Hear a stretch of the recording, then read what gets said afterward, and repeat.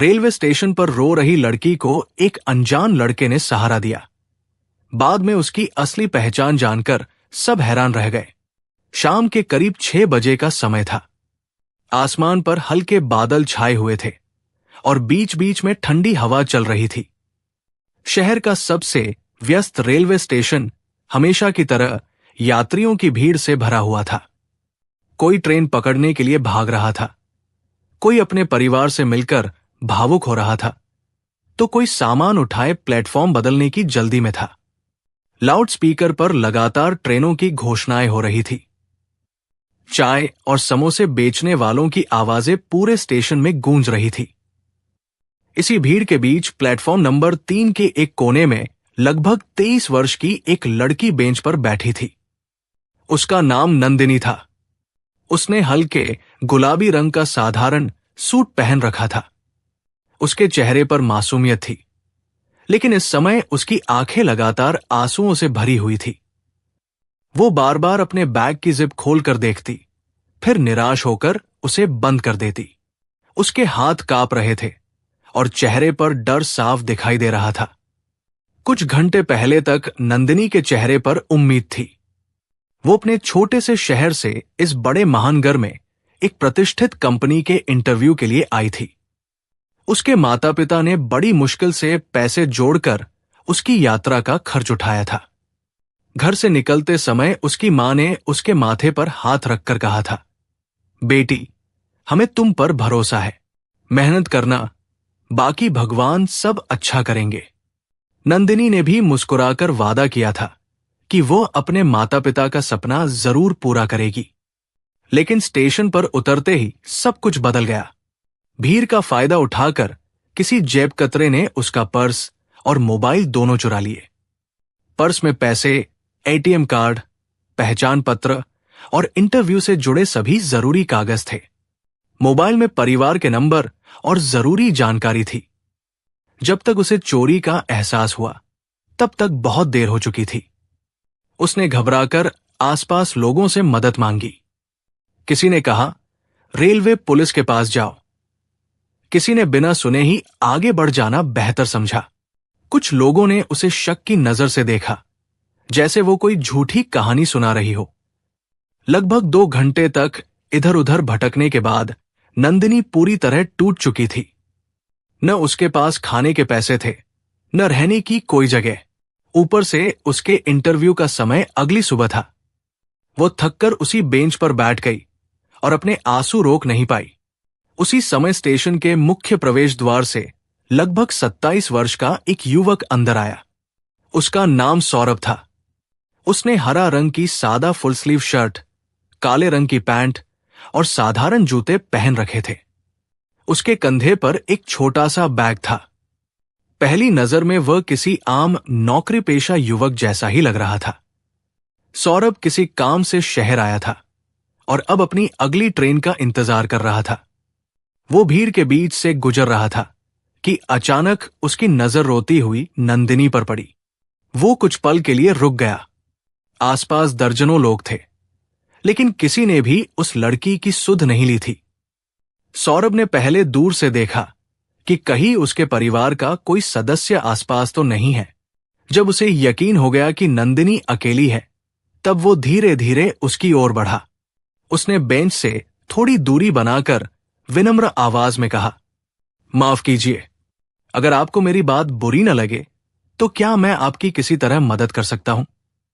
नंदिनी ने सिर उठाकर उसकी ओर देखा। उसकी आंखें लाल हो चुकी थी। उसने बिना कुछ कहे फिर अपना चेहरा झुका लिया। सौरभ ने दोबारा जोर नहीं दिया। वो पास की दुकान से पानी की बोतल खरीद कर लाया और बेंच पर थोड़ा दूर रखते हुए बोला, पानी रख दिया है, जब मन हो पी लीजिए। अगर आपको मेरी जरूरत न लगे तो मैं यहीं से चला जाऊंगा। उसके शब्दों में कोई बनावट नहीं थी। नंदिनी ने पहली बार महसूस किया कि शायद इस अनजान शहर में कोई ऐसा भी है जो बिना किसी स्वार्थ के उसकी बात सुनना चाहता है। कुछ क्षण बाद उसने कांपती आवाज में कहा, मेरा सब कुछ चोरी हो गया है, पर्स भी, मोबाइल भी, मेरे सारे कागज भी। इतना कहते ही उसकी आवाज भर्रा गई और वो फिर रो पड़ी। सौरभ शांत भाव से उसकी बात सुनता रहा। उसने बीच में एक भी अनावश्यक सवाल नहीं पूछा। उसके चेहरे पर चिंता थी, लेकिन घबराहट नहीं। उसने धीरे से कहा, घबराइए मत, पहले आप खुद को संभालिए। हम एक एक करके हर समस्या का हल निकालने की कोशिश करेंगे। नंदिनी ने पहली बार किसी अनजान इंसान की बात सुनकर अपने आंसू पोंछे। उसे नहीं पता था कि सामने खड़ा ये साधारण सा युवक आने वाले कुछ दिनों में उसकी जिंदगी की दिशा ही बदलने वाला है। नंदिनी की आंखों से आंसू लगातार बह रहे थे। उसे अभी भी विश्वास नहीं हो रहा था कि कुछ ही घंटों में उसकी पूरी दुनिया बदल गई थी। सुबह जब वो घर से निकली थी, तब उसके माता पिता की आंखों में उम्मीद थी। अब उसी उम्मीद का बोझ उसके दिल पर पहाड़ बनकर टूट रहा था। सौरभ कुछ पल तक शांत खड़ा रहा। उसने महसूस किया कि इस समय नंदिनी को सलाह नहीं, बल्कि धैर्य की जरूरत है। उसने धीमी आवाज में कहा, सबसे पहले गहरी सांस लीजिए। जब इंसान घबरा जाता है, तब छोटी समस्या भी बहुत बड़ी लगने लगती है। हम कोशिश करेंगे कि जो हो सकता है वो किया जाए। नंदिनी ने आंसू पोंछे और धीमे स्वर में बोली, मेरा नाम नंदिनी है। मैं सीतापुर के एक छोटे से कस्बे से आई हूं। पापा एक सरकारी स्कूल में शिक्षक है और मां सिलाई करके घर चलाने में उनका हाथ बंटाती है। उन्होंने बहुत मुश्किल से पैसे जोड़कर मुझे यहां भेजा था। कल सुबह मेरा इंटरव्यू है। अगर मैं वहां नहीं पहुंची तो सब खत्म हो जाएगा। ये कहते कहते उसकी आवाज फिर भर आई। सौरभ ने ध्यान से उसकी पूरी बात सुनी। उसने बीच में एक बार भी टोका नहीं। आप जिस कंपनी में इंटरव्यू देने आई है, उसका नाम याद है? उसने पूछा। हां, आदित्य इंफोटेक प्राइवेट लिमिटेड। बहुत अच्छा, इसका मतलब अभी भी उम्मीद बाकी है। नंदिनी हैरानी से उसकी ओर देखने लगी। लेकिन मेरे सारे कागज तो चोरी हो गए। कागज दोबारा बन सकते हैं, सौरभ ने मुस्कुराकर कहा। लेकिन अगर आप हिम्मत हार गई तो उसका कोई विकल्प नहीं होगा। नंदिनी पहली बार हल्का सा मुस्कुराई। सौरभ बोला, चलिए सबसे पहले रेलवे पुलिस के पास चलते हैं। चोरी की शिकायत दर्ज कराते हैं। दोनों रेलवे सुरक्षा बल के कार्यालय पहुंचे। वहां ड्यूटी पर बैठे अधिकारी ने पूरी बात सुनी और शिकायत दर्ज की। उन्होंने नंदिनी से चोरी हुए सामान की जानकारी ली और भरोसा दिलाया कि अगर कुछ बरामद हुआ तो तुरंत सूचना दी जाएगी। हालांकि अधिकारी ने यह भी साफ कहा कि इतनी भीड़ में चोरी का सामान जल्दी मिलना आसान नहीं होता। यह सुनकर नंदिनी का चेहरा फिर उतर गया। कार्यालय से बाहर निकलते समय सौरभ ने कहा, कम से कम अब शिकायत दर्ज हो गई। यह भी जरूरी था। इसके बाद दोनों स्टेशन मास्टर के कार्यालय पहुंचे। स्टेशन मास्टर एक अनुभवी और शांत स्वभाव के व्यक्ति थे। उन्होंने पूरी बात ध्यान से सुनी। जब उन्हें पता चला कि नंदिनी के पास न मोबाइल है, न पैसे और न ही परिवार से संपर्क करने का कोई साधन, तो उन्होंने अपने कार्यालय का फोन उसकी ओर बढ़ाते हुए कहा, बेटी, अगर तुम्हें किसी का नंबर याद हो तो फोन कर लो। नंदिनी ने सिर झुका लिया। मुझे किसी का नंबर याद नहीं है। सारे नंबर मोबाइल में ही सेव थे। कमरे में कुछ पल के लिए सन्नाटा छा गया। स्टेशन मास्टर ने सहानुभूति से कहा, घबराना मत। रात यही स्टेशन परिसर में सुरक्षित रहना। सुबह तक कोई ना कोई रास्ता जरूर निकल आएगा। बाहर निकलते ही नंदिनी ने धीमे स्वर में कहा, आपने मेरे लिए इतना सब क्यों किया? आप तो मुझे जानते भी नहीं। सौरभ हल्का सा मुस्कुराया। हर रिश्ता खून का नहीं होता। कुछ रिश्ते इंसानियत भी बना देती है। ये सुनकर नंदिनी की आंखें फिर भर आई। शाम अब रात में बदल चुकी थी। प्लेटफॉर्म की रोशनियां जल उठी थी। यात्रियों की भीड़ पहले से कम होने लगी थी। सौरभ ने देखा कि नंदिनी ने सुबह से कुछ नहीं खाया था। वो बिना कुछ कहे स्टेशन की कैंटीन गया और 2 प्लेट साधारण खाना, पानी की बोतल और चाय लेकर वापस आया। नंदिनी ने तुरंत मना कर दिया, नहीं, मैं आपके पैसे खर्च नहीं कर सकती। सौरभ मुस्कुराकर बोला, इसे एहसान मत समझिए। अगर मेरी जगह आपकी बहन होती तो क्या मैं उसे भूखा रहने देता? ये सुनते ही नंदिनी कुछ बोल नहीं पाई। उसने चुपचाप खाना स्वीकार कर लिया। काफी देर बाद उसके चेहरे पर थोड़ी राहत दिखाई दी। खाना खत्म होने के बाद सौरभ ने पूछा, क्या आपके पास इंटरव्यू का ईमेल या कोई जानकारी कहीं और सेव है? हाँ, मेरे ईमेल में सब है, लेकिन मोबाइल तो चोरी हो गया। सौरभ ने अपना मोबाइल उसकी ओर बढ़ाते हुए कहा, आप इसमें अपना ईमेल खोलकर देख सकती हैं। नंदिनी ने ईमेल लॉगिन किया। सौभाग्य से इंटरव्यू लेटर, कंपनी का पता और जरूरी दस्तावेजों की स्कैन कॉपी ईमेल में सुरक्षित थी। उन्हें देखकर उसके चेहरे पर कई घंटों बाद उम्मीद की हल्की किरण दिखाई दी। वो भावुक होकर बोली, अगर आप नहीं मिलते तो शायद मैं आज पूरी तरह टूट जाती। सौरभ ने शांत स्वर में कहा, अभी धन्यवाद मत दीजिए। असली लड़ाई तो कल है। आपका इंटरव्यू सफल होना सबसे जरूरी है। रात गहराने लगी थी। स्टेशन की भीड़ लगभग खत्म हो चुकी थी। दूर कहीं ट्रेन की सीटी सुनाई दी। नंदिनी को बिल्कुल अंदाजा नहीं था कि यह साधारण दिखने वाला युवक आखिर है कौन, लेकिन उसके व्यवहार में ऐसी सादगी, आत्मविश्वास और अपनापन था जो किसी भी अनजान इंसान पर आसानी से भरोसा करने के लिए मजबूर कर देता था। रात किसी तरह बीत गई। प्लेटफॉर्म पर लोगों की आवाजाही कम हो चुकी थी। दूर दूर तक सिर्फ ट्रेनों की सीटी और पटरियों पर दौड़ते पहियों की आवाज सुनाई दे रही थी। नंदिनी पूरी रात ठीक से सो नहीं पाई। बार बार उसके मन में यही सवाल उठ रहा था कि अगर सुबह तक कोई रास्ता नहीं निकला तो उसके माता पिता का सपना अधूरा रह जाएगा। दूसरी ओर सौरभ पूरी रात स्टेशन पर ही रुका रहा। उसने नंदिनी को अकेला महसूस नहीं होने दिया। वो कुछ दूरी पर बैठा रहा ताकि नंदिनी पूरी तरह सुरक्षित भी महसूस करे और असहज भी न हो। जब भी कोई संदिग्ध व्यक्ति उनकी ओर बढ़ता, सौरभ शांत भाव से उसे देखता और वो व्यक्ति बिना कुछ कहे आगे निकल जाता। सुबह के 5 बज चुके थे। सूरज की पहली किरणें प्लेटफॉर्म पर फैलने लगी थी। चाय बेचने वालों की आवाज फिर से गूंजने लगी। सौरभ 2 कप गर्म चाय और कुछ बिस्कुट लेकर आया। सुप्रभात, उसने मुस्कुराते हुए कहा, आज का दिन आपके लिए बहुत महत्वपूर्ण है।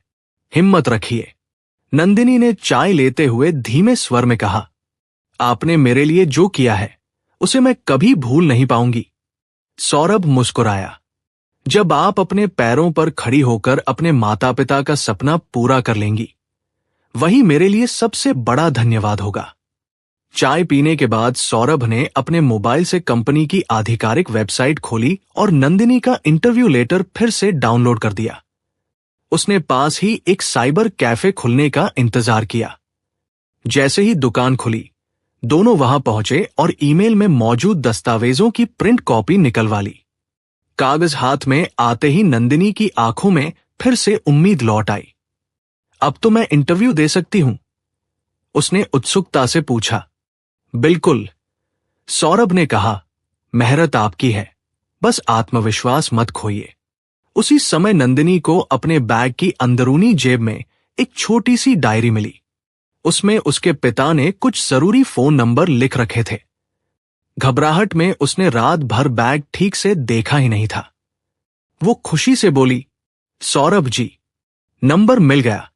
दोनों तुरंत स्टेशन मास्टर के कार्यालय पहुंचे। वहां से नंदिनी ने अपने पिता को फोन किया। फोन उठाते ही दूसरी तरफ से घबराई हुई आवाज आई, नंदिनी, बेटा, तुम ठीक हो ना? हम पूरी रात परेशान रहे। अपने पिता की आवाज सुनते ही नंदिनी रो पड़ी। उसने पूरी घटना बता दी और कहा कि एक अनजान युवक ने उसकी हर कदम पर मदद की है। पिता ने राहत की सांस लेते हुए कहा, बेटा, तुम वही रहो। हम पहली ट्रेन से निकल रहे हैं। दोपहर तक पहुंच जाएंगे। फोन रखने के बाद नंदिनी की आंखों में खुशी के आंसू थे। सौरभ बोला, देखा, भगवान देर करते हैं लेकिन रास्ता जरूर निकालते हैं। करीब 9 बजे दोनों कंपनी के कार्यालय पहुंचे। वहां सुरक्षा गार्ड ने नंदिनी के दस्तावेज देखकर उसे अंदर जाने दिया। नंदिनी घबराई हुई थी। सौरभ ने कहा, इंटरव्यू में वही बोलिए जो आपको आता है। किसी को प्रभावित करने की कोशिश मत कीजिए। सच बोलिए, वही सबसे बड़ी ताकत है। नंदिनी ने मुस्कुराकर सिर हिला दिया। वो अंदर चली गई। सौरभ बाहर लॉबी में बैठ गया। करीब 1.5 घंटे बाद नंदिनी बाहर आई। उसके चेहरे पर पहले जैसी घबराहट नहीं थी। कैसा रहा? सौरभ ने पूछा। नंदिनी हल्की मुस्कान के साथ बोली, बहुत अच्छा। उन्होंने कहा कि मेरा प्रदर्शन काफी अच्छा रहा है। अंतिम परिणाम शाम तक आएगा। सौरभ ने संतोष की सांस ली। मुझे पूरा विश्वास है कि आपको सफलता मिलेगी। इतने में सौरभ का मोबाइल बजा। उसने स्क्रीन पर नजर डाली और तुरंत कॉल रिसीव कर लिया। जी, मैं समय पर पहुंच जाऊंगा। बस इतना कहकर उसने फोन काट दिया। नंदिनी ने उत्सुकता से पूछा, क्या आप किसी कंपनी में काम करते हैं? सौरभ हल्का सा मुस्कुराया। हां, एक जरूरी जिम्मेदारी निभाता हूं। उसने इससे ज्यादा कुछ नहीं बताया। दोपहर करीब 1 बजे नंदिनी के पिता और बड़ा भाई स्टेशन पहुंच गए। नंदिनी उनसे मिलकर भावुक हो गई। उसके पिता ने सौरभ के सामने हाथ जोड़ दिए। बेटा, तुमने हमारी बेटी को अकेला नहीं छोड़ा। हम तुम्हारा ये एहसान कभी नहीं भूलेंगे। सौरभ ने तुरंत उनके हाथ पकड़ लिए। अंकल, कृपया ऐसा मत कहिए। मैंने सिर्फ अपना फाराजा निभाया है। तभी सड़क के किनारे एक चमचमाती काली लग्जरी कार आकर रुकी। कार से उतरा एक ड्राइवर तेजी से सौरभ के पास आया और आदर से बोला, सर, मीटिंग का समय हो गया है। सभी आपका इंतजार कर रहे हैं। नंदिनी, उसके पिता और भाई एक दूसरे का चेहरा देखने लगे। उन्हें समझ नहीं आया कि साधारण कपड़े पहनने वाले इस युवक को ड्राइवर सर कहकर क्यों बुला रहा है।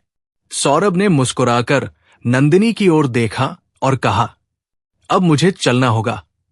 उम्मीद है हम फिर कभी जरूर मिलेंगे। अपना और अपने परिवार का ख्याल रखिए। इतना कहकर वो कार में बैठ गया। कुछ ही क्षणों में कार उनकी आंखों से ओझल हो गई। नंदिनी देर तक उसी दिशा में देखती रही। उसके मन में अब सिर्फ एक सवाल था, आखिर सौरभ है कौन?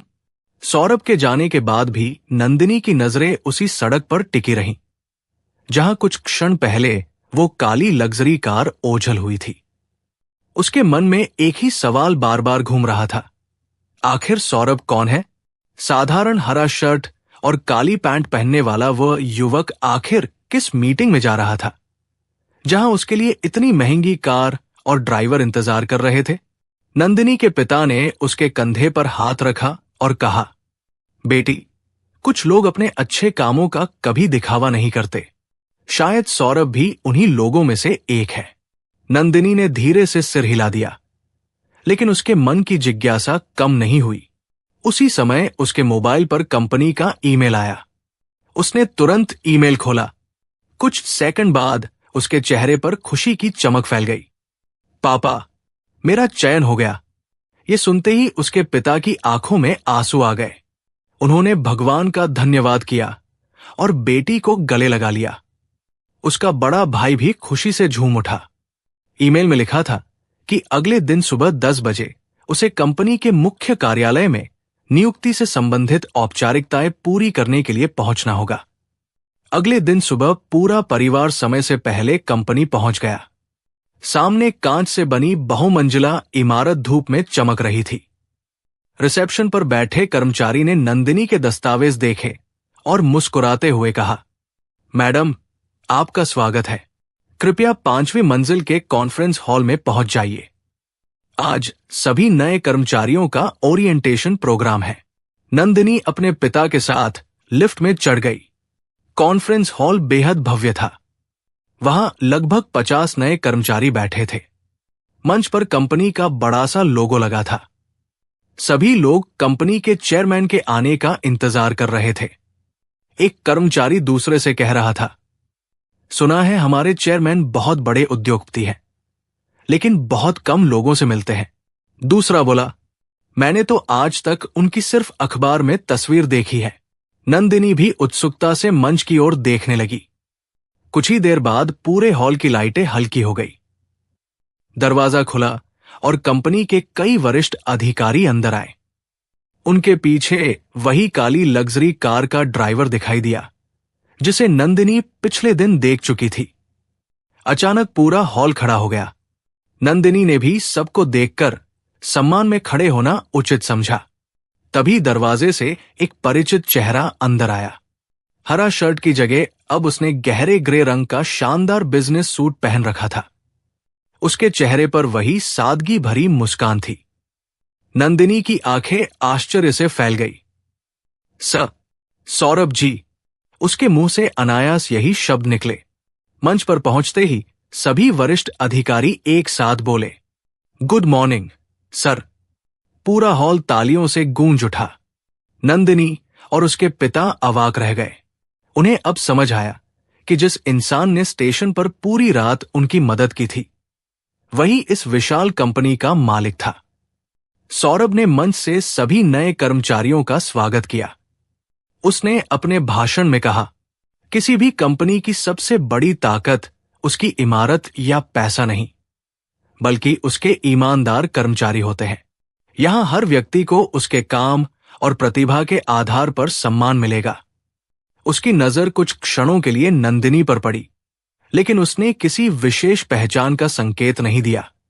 कार्यक्रम समाप्त होने के बाद सभी नए कर्मचारियों को एक एक करके चेयरमैन से मिलने के लिए बुलाया गया। जब नंदिनी की बारी आई तो वो झिझकते हुए उनके सामने पहुंची। उसकी आंखों में कृतज्ञता साफ दिखाई दे रही थी। सर, आपने अपनी पहचान मुझसे क्यों छिपाई? उसने धीमे स्वर में पूछा। सौरभ हल्के से मुस्कुराया। अगर मैं पहले ही बता देता कि मैं इस कंपनी का चेयरमैन हूं तो शायद तुम्हें लगता कि तुम्हारी नौकरी मेरी वजह से मिली है, लेकिन मैं चाहता था कि तुम्हें यह विश्वास रहे कि यह सफलता सिर्फ तुम्हारी मेहनत की है। नंदिनी की आंखें नम हो गई। अगर उस रात आप नहीं मिलते तो मैं शायद इंटरव्यू तक भी नहीं पहुंच पाती। सौरभ ने शांत स्वर में कहा, मैंने सिर्फ इंसानियत निभाई थी नंदिनी। असली जीत तुम्हारी हिम्मत और मेहनत की है। इतने में सौरभ के निजी सहायक ने आकर धीरे से कहा, सर, बोर्ड ऑफ डायरेक्टर्स की मीटिंग शुरू होने वाली है। सौरभ ने सिर हिलाया और जाने लगा। जाते जाते उसने मुड़कर कहा, नंदिनी, हमेशा याद रखना, जिंदगी में जितनी ऊंचाई पर पहुंचो उतना ही विनम्र बने रहना। यही इंसान की सबसे बड़ी पहचान होती है। नंदिनी ने सम्मान से सिर झुका दिया। उसे अब महसूस हो चुका था कि उसने सिर्फ एक बड़े उद्योगपति को नहीं, बल्कि एक महान इंसान को देखा है। अगले दिन सुबह नंदिनी समय से पहले ही कार्यालय पहुंच गई। अब वो इस कंपनी की नई कर्मचारी थी। उसके मन में उत्साह भी था और जिम्मेदारी का एहसास भी। उसने अपने पहले दिन की शुरुआत पूरी लगन के साथ करने का निश्चय किया। कंपनी के सभी कर्मचारी अपने अपने काम में व्यस्त थे। तभी अचानक रिसेप्शन की ओर हलचल मच गई। लगभग 60 वर्ष के एक बुजुर्ग व्यक्ति घबराए हुए अंदर आए। उनके कपड़े साधारण थे और चेहरे पर चिंता साफ दिखाई दे रही थी।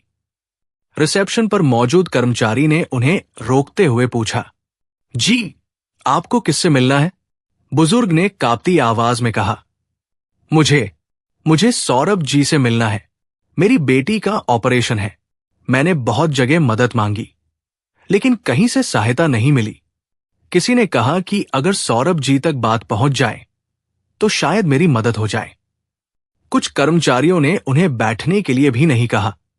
उनमें से एक ने कठोर स्वर में कहा, बिना अपॉइंटमेंट के चेयरमैन से मिलना संभव नहीं है।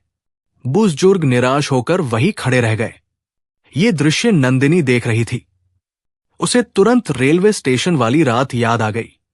वो तेजी से उनके पास पहुंची और सम्मान से बोली, बाबा, आप चिंता मत कीजिए। मैं आपकी बात चेयरमैन सर तक पहुंचाने की कोशिश करती हूं। इतने में लिफ्ट का दरवाजा खुला और सौरभ अपने अधिकारियों के साथ बाहर आए। उनकी नजर सीधे उस बुजुर्ग पर पड़ी। उन्होंने बिना एक पल गवाए अपनी मीटिंग रोक दी और तेज कदमों से उनके पास पहुंचे। नमस्ते बाबा, बताइए क्या परेशानी है? बुजुर्ग की आंखों से आंसू निकल पड़े। उन्होंने बेटी की बीमारी और आर्थिक तंगी की पूरी कहानी बता दी। सौरभ ने ध्यान से उनकी बात सुनी, फिर अपने निजी सहायक से कहा, अभी इसी समय अस्पताल से बात कीजिए। ऑपरेशन का पूरा खर्च हमारी कंपनी के सामाजिक सहायता कोष से दिया जाएगा, और जब तक बेटी पूरी तरह स्वस्थ नहीं हो जाती, इलाज में किसी तरह की कमी नहीं होनी चाहिए। पूरा कार्यालय सन्न रह गया। बुजुर्ग भावुक होकर सौरभ के पैरों की ओर झुकने लगे, लेकिन सौरभ ने तुरंत उन्हें रोक लिया। उन्होंने दोनों हाथ जोड़कर कहा, ऐसा मत कीजिए बाबा, अगर आज मैं आपकी मदद कर सकता हूं तो ये मेरा सौभाग्य है। किसी की मजबूरी पर एहसान नहीं किया जाता, केवल इंसानियत निभाई जाती है। यह सुनकर पूरे कार्यालय में तालियों की गड़गड़ाहट गूंज उठी। नंदिनी की आंखें भी नम हो गई। उसे उसी रात की याद आ गई जब स्टेशन पर एक अनजान युवक ने बिना कुछ पूछे उसकी मदद की थी।